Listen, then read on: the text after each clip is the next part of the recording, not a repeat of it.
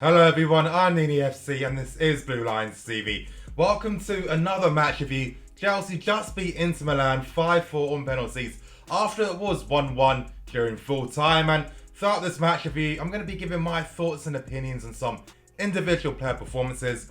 I'm going to be giving thoughts and opinions on how the team are progressing playing under Sarri, and just some other observations that I made throughout the game as well. But you guys, you know what the deal is. Smash that like button. Help me get more than 500 likes for today's video. Getting straight into the match review, and the first thing we noticed was the lineup was exactly the same as the one against Perth Glory. Hudson-Odoi continued in the team. He played over guys like Masunda and Moses, for etc. And really, it does say quite a lot in regards to just how highly rated he is by Sarri. Now, the cynical part of me could be thinking, well, of course Chelsea want to tie him down to a new contract. It's pre-season, these games don't mean anything at all. Let's try and gas this guy up to make him feel like he is going to play a substantial part in the team this year, just to get him to sign a new contract. I know, very cynical thinking by me, but I'm going to ignore that side, and I honestly feel that Sarri sees Hudson-Odoi as someone who's a baller, someone that's a great football player, and he just makes so much sense in this system. I mean, he complements things so well. I'm going to talk about his performance just now because I need to get it out the way because he's impressing me so much, and it does make quite a lot of sense. Of course, how he's been told to play under Sarri is pretty similar to how he was used in the youth team, of course, receiving the ball out wide, so then he's able to cut inside and create space on the flanks with the fullbacks to overlap. That's how I love to see those combinations down the flanks. I love to see the wide guys receiving the ball out wide to cut inside, to free up space out wide, because I think that when you create those overlapping runs from the fullbacks, that's how you stretch teams, that's how you get in behind them, and I think that's how you free up space as well. Because think about it like this: once Hudson-Odoi is cut inside and free up the space on the left, now he's a free option available now in our half space. Once he receives the ball again, he can cut inside and he can do bits. And with Hudson, his great dribbling ability, his ball playing ability on top of that as well, technical ability, and his link-up play. His link-up play is very good. Honestly, I think Sarri can do a lot with this guy. I think that he will be with us for this season, 100%. I think just looking at his standard of performance, because he doesn't just, play safe and do good things to get the trust. He expresses himself, he shows what he's about, and he can do this at a very high level. I mean, the guy, to me, is a Premier League standard of player.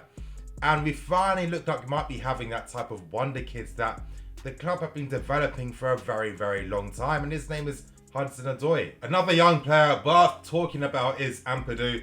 Now, I can't lie, I kept getting confused between Luiz and Ampadu. The quality of the stream I was watching on wasn't the most amazing, but I thought it was another composed performance from him. I mean, he looks the same size as David Luiz as well, and from a distance they look identical. And I thought it was a pretty decent performance from Ampadu as well. I think personally, in my opinion, I think he does need a loan move for this season, because I think he's ready to play, consecutively throughout a season. He needs that game time right now.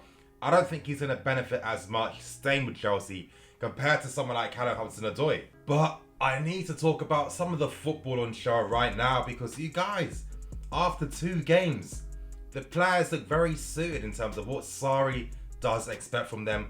We're seeing the possession play. I mean, one thing in particular I really love to see, and again, this is why I love Sarri. He just complements this idea on football. He plays the game how I like it to be played. I mean, 1000, literally everything exactly how I want it to be. Sarri does that, so I've always been aboard his signing. But look at how he uses that back four. Now, you guys, under guys like Mourinho and Conte, our back 4 or back 5 would always retreat, back in our own half, playing close to the keeper. Now you guys, we like to press high, we try to win the ball very high as well. And when the press does start, it is starting from the defenders. Literally, they push all the way up to the halfway line to get everyone to keep their shape and to, put pressure on their opponents in their own half. And it's nice to see that proactive style of football. We've seen guys like Pochettino and Guardiola doing that in the Premier League to great effect, and it's finally good to see that we've adopted this modern approach in terms of how we want to play football and what club we want to be. I mean, there was one point in particular when we were close to getting a second goal. It came exactly from when Luiz told everyone to push up, press high, we forced a mistake in Inter Milan's half, and Pedro was unfortunate that his shot wasn't more accurate because that was deserving of a goal. But some of the interplays and interchanges already, especially down that left-hand side where it seems to be much faster on the left compared to the right-hand side right now, it just gets you thinking. When guys like Eden come back and Kante are back in a team where we can press teams even better in the final thirds, Kante being that one-man counter-attacking destroyer, honestly, the team are going to get better and better, and this team still needs to play another 2 months with each other just to really get used to everything. Now, it's not perfect just yet. Now, one weakness some of you guys might have seen already was the fact that we can look a tiny bit exposed on the counter-attack where a few times, direct balls will, bypass midfield, and Inter were looking threatening. They didn't need to string together too many passes to, to get in dangerous positions to try and affect something on goal. But as I was saying, remember, Kante isn't playing in this game, and it's going to take the team a while to really play with a high line very effectively. And another thing too is the fact that we aren't super clinical yet when it comes to completing these moves and sometimes playing that final pass. Now, I'm going to talk about Pedro for a second because there were quite a few times where we were trying to play that direct pass and, Pedro just didn't have that pace really to utilize that and to do it to great effect. And it gets you thinking, if we can sign someone on the right-hand side, just imagine how much more dangerous we're going to be. And when people talk about guys like Fekir potentially being someone on the right-hand side,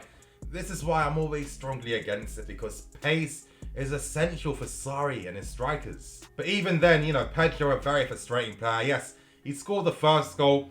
Great persistent play from Alvaro Morata. And Pedro, he does have a killer instinct, There's certain attributes that Pedro does possess that are very good, but as an overall football player, I'm still not quite sure about him. It's the inconsistency. I mean, for example, he did one particular brilliant piece of skill in play where, he was keeping possession of the ball and then flicked the ball over an opponent player's head. But then it's the simple things like, not being alert enough to receive a pass to get on the end of a 1-2. Hitting his passes a bit too hard, not controlling it better. He's such a frustrating player at times. But it gets you thinking, when our best players are back, when the team are much more suited to playing under Sarri as well, we're going to be much more effective in the final third. And hopefully, it's an area we strengthen in, because I think currently we need 2 players for those 4 positions. One on the right, one up front as well. Let's pray that's going to be Martial and Leon Bailey. You guys, you just saw the game today. Just envision this in your heads. Imagine you got someone with imagine the pace of that front 3 as well. Bailey on the right hand side is a demon on the right hand side. Martial as well with the pace, the one-on-one ability on top of that as well. Honestly, it just transforms the whole team and we become an elite team. But it's just interesting to see just how quickly this possession game is starting to take some effect as well. Some of the build-up plays was very exceptional as well. And we were creating a lot of chances, but we were just breaking them down when it really mattered. But what I love too, like when we attack, it looks kind of like a 2-4-4. Of course, Jorginho does sit deeper, so he is kind of near the back too. But it's nice to see how these guys break forward, and it makes common sense. If you want to play that possession, high-pressing style of football, you need to have numbers in the final third, and if you don't, then there's no passing options, etc, etc. Moving on to the second half, and some substitutions were getting made as well. Bakayoko did come on, played on the left-hand side. I thought maybe Ross Barkley wasn't too great. He was a bit anonymous in the first half, and I'm really excited, and I'm really looking forward to seeing Ruben playing in this team, because I think he can fulfill that Hamsik role perfectly. But again, I think with Ross Barkley, it's always his play in the final third, and I think with Ruben, I think it's just superior. Ruben makes the right decisions and he plays the final pass much better than Ross Barkley. But I'm going to have to talk about Bakayoko now, and honestly, in my opinion, I know he can play that Alan role, but you still have to be pretty decent on the ball. Alan isn't slow in possession, and that's something Bakayoko is. For me, Bakayoko is a defensive midfield player. He plays alongside another defensive midfield player just to break up the play. He's not there for his build-up play or his use of the ball. He is young though. He can definitely get much better in this capacity, but if these rumors of Sevilla being interested in him are real, I definitely think for this football education, it makes a lot of sense to go to Sevilla, improve as a football player, and then we can reassess them for next season, because I don't think currently, even though I know it's pre-season, I'm still seeing the same Bakayoko from last season. Now, he made a mistake for the equaliser, overhit the pass again. It's just like, it's frustrating, and we can't afford to do that, you know. When you do play such an attacking style, it means that you have to be very good when it comes to your build-up play out from the back. And this is why someone like Jorginho is so essential to this style of football, because the guy just doesn't waste possession. So if you've got players that constantly give the ball away, it is going to put you in a lot of danger, because again, remember, we're pushing our fullbacks very high. If the fullbacks are in the final third already and you're losing the ball in your own half, that's easy counter-attacking situations for your opponents. There's no way in hell the fullbacks can get back in time. And that's a lot of pressure you're putting on this team. And I don't know. I don't think Sarri would have been impressed with that at all. It was pretty disappointing. And I don't know. I think personally, I don't really see Baki getting much game time, if I'm being honest. Another interesting observation was the fact that in the second half, our backline was Aspi, it was Rudiger, Christensen, and it was Emerson. And something's telling me, don't be surprised to see this being the first choice, obviously a defensive lineup throughout the season. I can see it being the case. I mean, ideally, I prefer to see Luiz in there, because I think he's a leader and I think he's our best defender right now, if I'm being honest. But that potential there, you know, it's a very fast back four with Rudiger and Christensen, who's got low-key pace, which no one really seems to realise. Azpilicueta, be interesting to see how he does. Hopefully he starts the next pre-season game so we can really assess how he can play as a fullback. And of course, Emerson, who I just think he's just better than Alonso, in my opinion. I think his second half performance again was better than Marcos Alonso's. And I can't remember too many moments from Alonso. Yeah, he kept everything very safe, but with Emerson, you get that creativity in the final thirds. And of course, Drinkwater, again, another guy I don't expect to see, even though he's actually a solid player. I'm not saying he's not a good player. The reason why I don't think we need him is because we just don't need him. I mean, he's an unnecessary option. It's not that he's bad. I just think that it was a Conte signing that made no sense. But yeah, the game did end up going to penalties in the end. We did win 5-4. Jorginho's penalty was it was very confident, that little bounce in the air for that run up. Interesting. It seemed to fool the keeper. It worked. Some very composed penalties. Moses as well, and can't forget with Moses, you know. Now here's the thing. I was hearing inklings that Chelsea were looking to use Moses as a winger for this season. Now, it's not everything I report straight away. I mean, number one, what would be the context for me to even let you guys know, yeah, we're going to be using Moses as a winger this season? And two, I wasn't too sure, you know what I mean? I wanted to make sure it was like 100% before I could tell you guys. But I think that after seeing this game and seeing him being used in the winger position, I think it does say quite a lot. So it looks like if we do sign someone, it looks like Moses will be fighting for a place in the team on that side. It'll be interesting. Maybe this could mean that Zappacosta might be staying as well. Who knows? I mean, it's still pretty early days before the window does end.